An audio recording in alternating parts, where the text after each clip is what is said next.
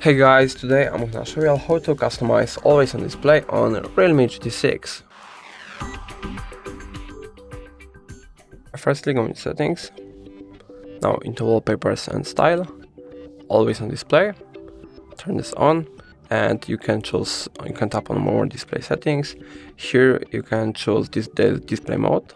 It can be power saving, schedule all day. I'm going to choose all day. What information is going to be displayed?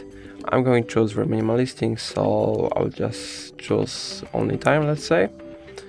You can also show new notifications, but I won't turn this option on. And here you can set up an Bitmoji, text, and explain image, and also some things from the system. So let's maybe add custom pattern and draw something.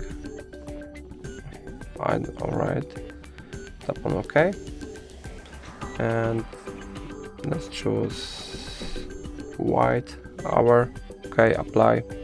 You can add just this and apply. As you can see, it's in use, so if I turn it off, it's going to display this little thingy. And that's all. If I helped you, please leave a like and subscribe, and if you have any more questions, write them in the comments.